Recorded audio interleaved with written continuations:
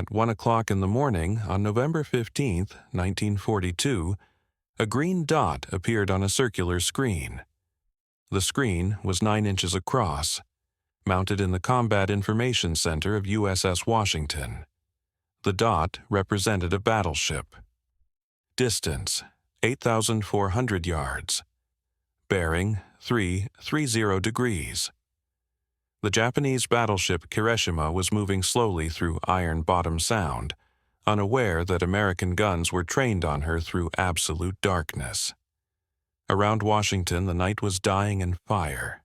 4 American destroyers were already sinking or burning, their crews screaming in oil-slicked water.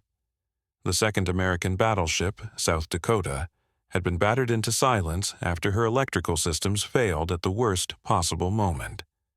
Japanese searchlights swept the black water, hunting for more targets. They could not find Washington. Kirishima had no radar. Her lookouts strained against pitch darkness. Her optical rangefinders were useless without light.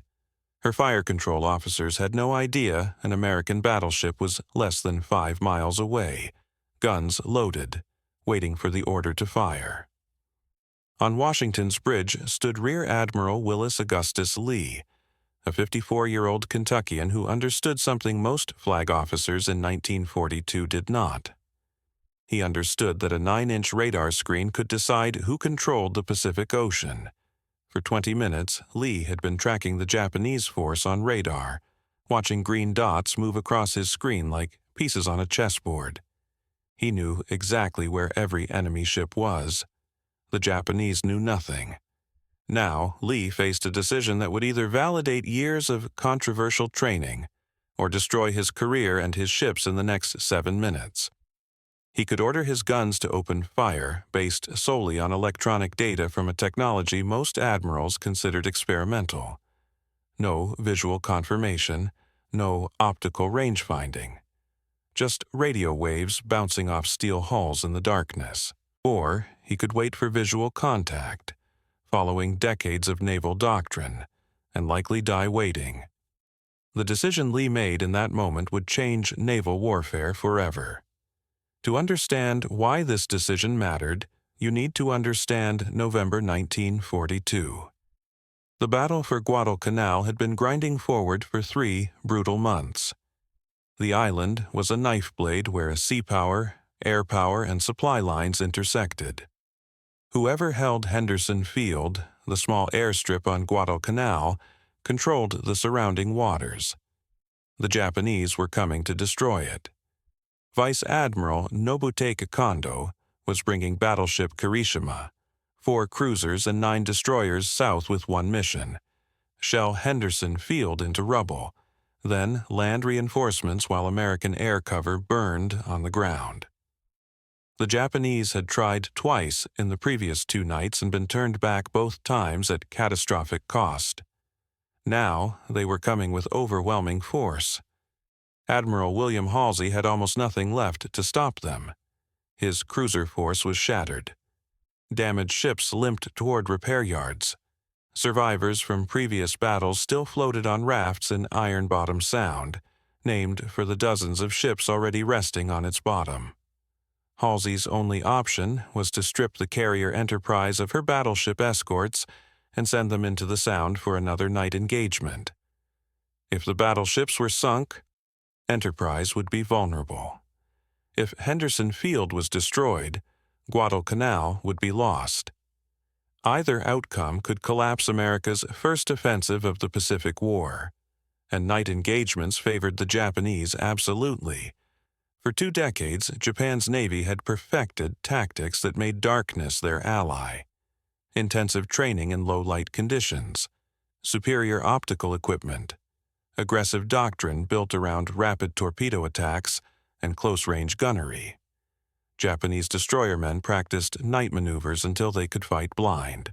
Their commanders understood a fundamental truth. Darkness neutralized American advantages in firepower and industrial strength. This doctrine had produced devastating victories.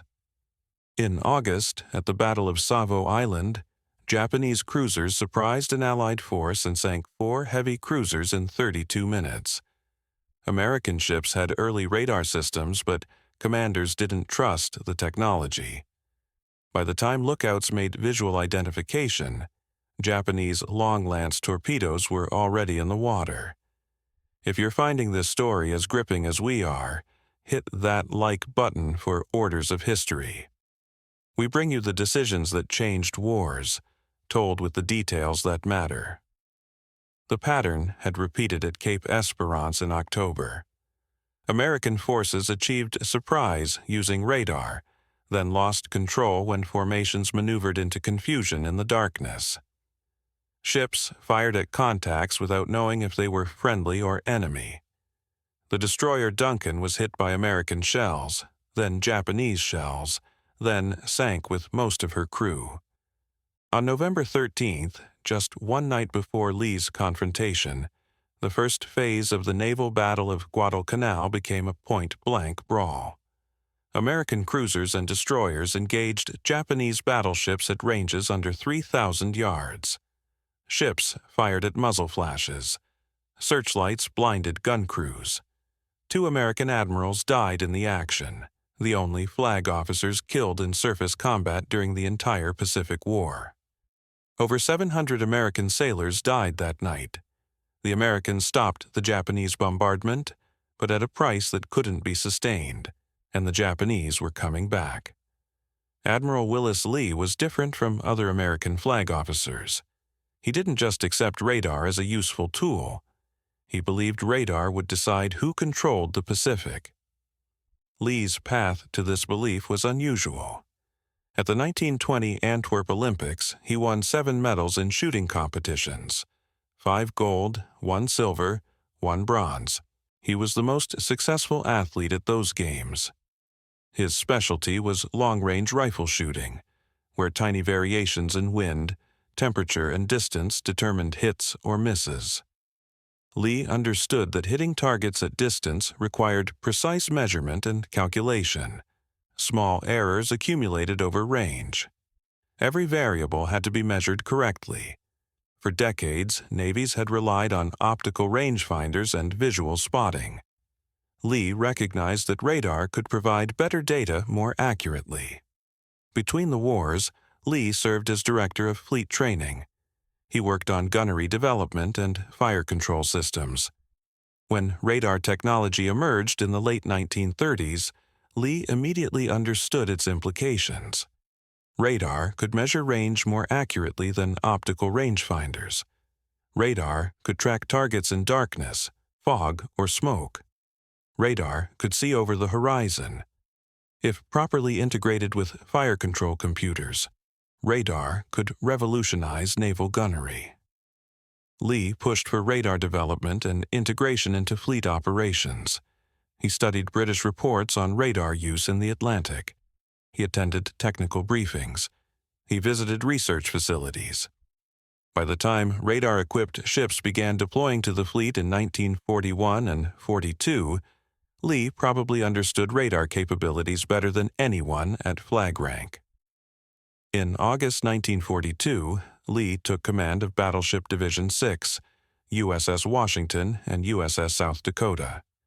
Both carried 9 16-inch guns and 3 triple turrets.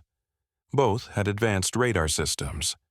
Lee made Washington his flagship and immediately began training his crews in radar-directed gunnery. Lee's approach was radical. Traditional doctrine said radar was a backup to visual systems. Use radar to find targets, then switch to optical control for firing. Lee made radar the primary sensor. He reorganized Washington's fire control procedures so radar operators worked directly with gun directors and plotting rooms. Information flowed from radar to fire control without going through layers of bridge officers who might question or delay the data. Lee drilled his crews constantly. Track targets on radar. Calculate firing solutions from radar data. Fire without visual confirmation. Trust the electronics. Washington fired her main battery at night twice during training exercises in Casco Bay, Maine. Both times the gunnery was directed entirely by radar. No visual sighting of targets, no optical range finding. Just radar providing data to the fire control computer. The results convinced Lee that radar could control accurate fire at ranges where visual spotting was impossible. But convincing the Navy required proving it in combat against a shooting enemy. Training exercises were one thing. Combat with ships maneuvering and shooting back was entirely different. On the afternoon of November 14th, Task Force 64 approached Guadalcanal from the south. Lee had USS Washington, USS South Dakota, and 4 destroyers: Walker, Benham, Preston, and Gwynn. It was everything available. Lee knew the odds. 6 ships against 1 battleship, 4 cruisers, and 9 destroyers. The Japanese had overwhelming numerical superiority. More guns, more torpedoes, better night fighting experience, and tactical initiative. Lee's only advantage was radar. He intended to use it completely. His plan was simple: position his force to intercept the Japanese as they approached Guadalcanal. Use the destroyers as a screen to deal with Japanese destroyers and absorb the initial torpedo attacks. Keep the battleships back in darkness where Japanese visual spotting couldn't find them. Use radar to track Japanese capital ships. Wait until the range was right, then open fire with radar-directed salvos. The plan required perfect radar performance, perfect fire control calculations, and enough luck to avoid being hit by torpedoes or found by Japanese searchlights. Lee accepted these risks because any other approach meant fighting on Japanese terms. And fighting on Japanese terms meant losing. At 2300 hours, Lee's force rounded the western tip of Guadalcanal and headed north into Iron Bottom Sound. The passage between Guadalcanal and Savo Island was about 8 miles wide, confined space for battleship operations. The water was filled with wrecks from previous battles. The night was dark, no moon, low clouds blocking starlight. Visibility was less than 1 mile. The sea was calm with a light chop. The air was hot and humid. It was perfect weather for radar and terrible weather for visual spotting. Washington's SG radar began picking up contacts beyond Savo Island at 23:05 hours. Multiple groups of ships moving south. Lee watched the radar plot display. More than a dozen vessels in 3 groups. The Japanese bombardment force was approaching on schedule. Lee sent a message over the radio to all ships. "This is Lee. We're going into a big fight. Keep your heads, stay alert, trust your instruments." Then the destroyers made contact. At 23:26 hours, destroyer. Waka was illuminated by a Japanese searchlight. Within seconds, multiple Japanese ships concentrated fire on the lit target. Waka was being hit before her captain could fully react. Minutes later, a shell penetrated Waka's forward magazine. The explosion was catastrophic. The entire forward section disintegrated in a massive fireball. Waka broke in 2 and sank. 76 men were killed. Preston was next, hit almost immediately by multiple shells. Her radar antenna was destroyed. Her after-engine room was penetrated. High-pressure steam lines ruptured, killing everyone inside instantly. At 23:30 hours, a Japanese long-lance torpedo slammed into Preston's starboard side. The massive explosion broke the destroyer's keel. She sank bow first. 116 men died. Benham took a torpedo to the bow. The entire forward section, about 60 feet of the ship, simply ceased to exist. Remarkably, the main watertight bulkhead held. Benham stayed afloat but could only make 5 knots with her bow gone. She was out of the fight. Gwynn was damaged, but still operational. In 15 minutes, the American destroyer screen had been effectively destroyed. 2 destroyers sunk with heavy loss of life. 1 crippled and withdrawing. one damaged but functional. The Japanese destroyer and cruiser screen had executed their night combat doctrine perfectly.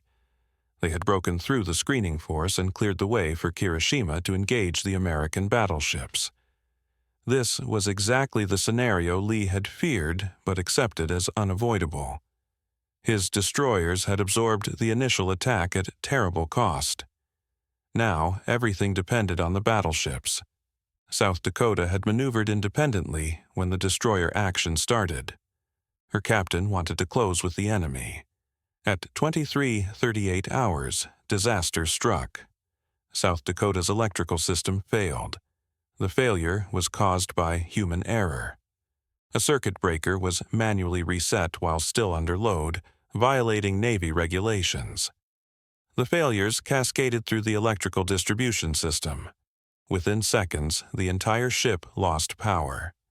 Everything went dark. Radar screens went black. Gun directors lost power. Fire control computers shut down. Communications died.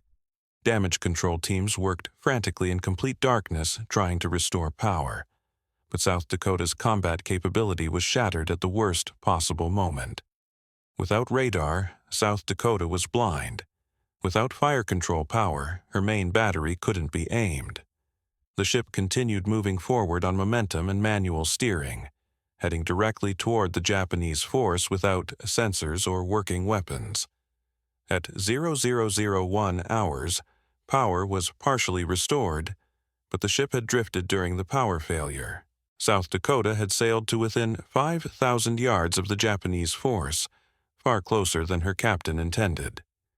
Japanese cruiser Atago detected the American battleship at close range and illuminated her with a searchlight.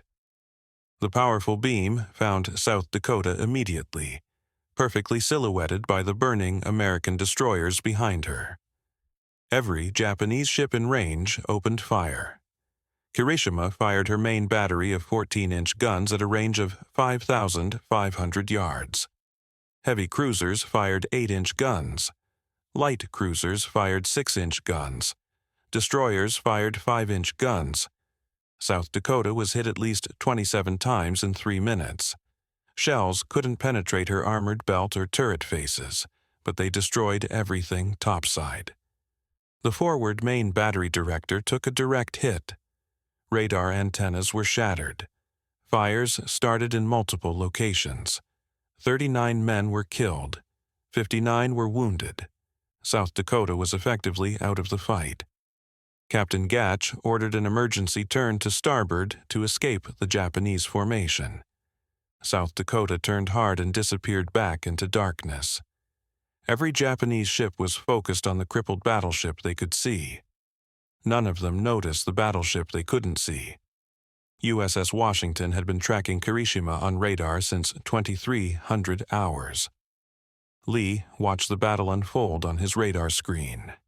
He saw his destroyers die as green dots winked out. He watched South Dakota sail into the Japanese formation and get mauled. He held his fire. Washington remained invisible in the darkness, her SG radar painting a perfect picture of the tactical situation while Japanese lookouts strained uselessly against the night.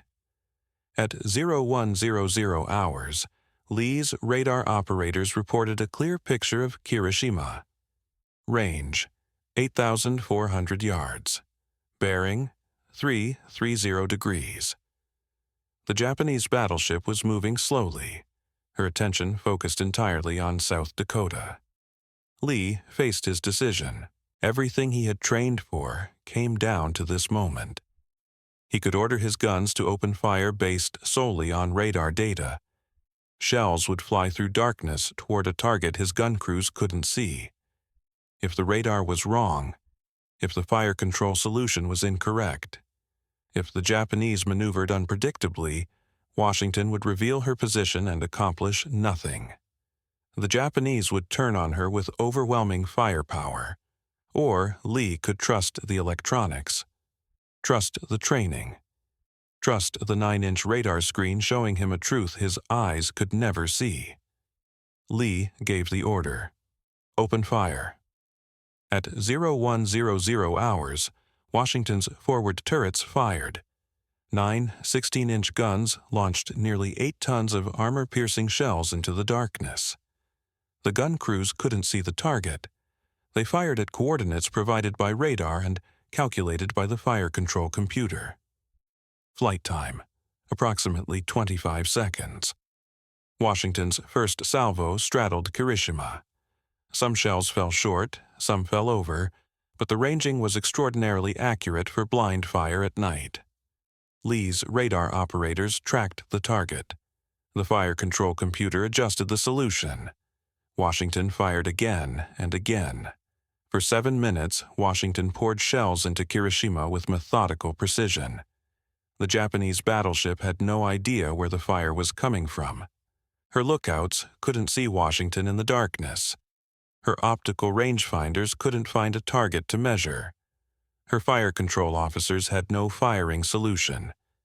Kirishima was being destroyed by an invisible enemy. Washington's third salvo scored multiple hits. 16-inch armor-piercing shells weighing 2,700 pounds slammed into Kirishima's superstructure and hull. One shell penetrated below the waterline and exploded in the steering compartment. Kirishima's rudder jammed. She began turning in uncontrolled circles. More shells hit. One penetrated the forward boiler room. High-pressure steam lines ruptured. The boiler room flooded. Kirishima lost speed. Another shell penetrated near the mainmast and exploded in the aft fire control station, killing everyone inside. Fires spread rapidly through the superstructure. Kirishima was burning, flooding, unable to steer, and losing power. In 7 minutes, Washington fired 75 16-inch shells and approximately 100 5-inch shells. At least 9 16-inch shells hit Kirishima directly.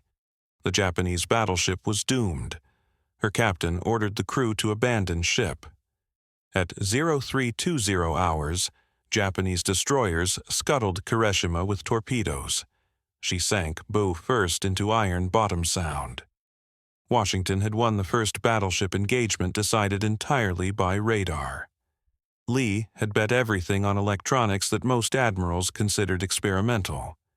He had fired blind into darkness, trusting radio waves and mechanical computers. And he had been right. The Japanese bombardment force withdrew. Henderson Field was not shelled. The Marines on Guadalcanal could hold. But the cost had been severe. 2 American destroyers sunk, 1 crippled, 1 damaged. Over 200 American sailors dead. South Dakota heavily damaged with 39 killed. The tactical victory came at a price measured in burning fuel oil and men screaming in dark water. Yet something had changed in that 7-minute engagement. Naval warfare had crossed a threshold. For centuries, naval combat depended on seeing the enemy. Visual spotting, optical rangefinders, human eyes. Lee proved that electronics could replace eyes. Radar could see farther, more accurately, in conditions where human vision was useless. The implications spread rapidly through the Navy. Within months, radar-directed gunnery became standard doctrine. By mid-1943, every major American warship trained crews to fight using radar as the primary sensor. Fire control systems were redesigned to integrate radar data directly. Tactics evolved to exploit radar advantages. The Japanese, lacking equivalent radar technology and doctrine, found themselves fighting blind in battles where Americans could see everything. Night combat, once Japan's domain, became an American advantage. At the Battle of Cape St. George in November 1943, American destroyers using radar detected and destroyed a Japanese destroyer force in complete darkness. At the Battle of Empress Augusta Bay, American ships using radar achieved surprise and won decisively despite being outnumbered. By 1944, American radar superiority was so complete that Japanese surface forces avoided night engagements whenever possible. The 9-inch radar screen on Washington had not just saved Henderson Field, it had transformed how wars were fought at sea. Lee continued commanding Task Force 64 through subsequent operations. He became known throughout the fleet as the admiral who trusted radar when no one else would. His crews developed tactics and procedures that became templates for the rest of the Navy. Tragically, Lee died in August 1945 when the battleship Wyoming, where he was supervising training, suffered a massive explosion. He did not live to see the final victory his innovations helped secure. But his legacy lived in every radar screen, every fire control computer, every engagement where American ships saw farther and shot more accurately than their enemies. The technology Washington used that night continued evolving. Post-war naval vessels carried increasingly sophisticated radar systems. Modern warships use radar descendants of the SG system Lee trusted with his life and his ships.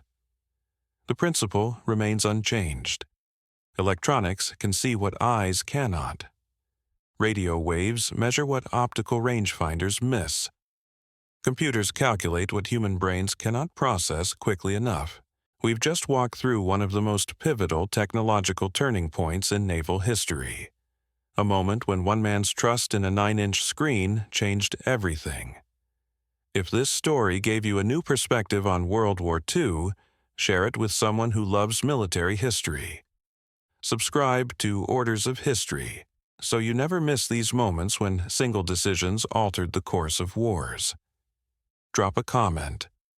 Did you know radar played such a decisive role at Guadalcanal? Or have you always thought it was just about big guns and brave sailors? The green dot on Washington's radar screen represented more than a Japanese battleship. It represented a future where information mattered more than firepower, where seeing first meant winning always, where a 54-year-old Olympic marksman understood that hitting targets at distance required precise measurement, whether with rifles or 16-inch guns. Lee made his decision at 0100 hours on November 15, 1942. He chose to trust what he couldn't see. And the course of the war changed in 7 minutes.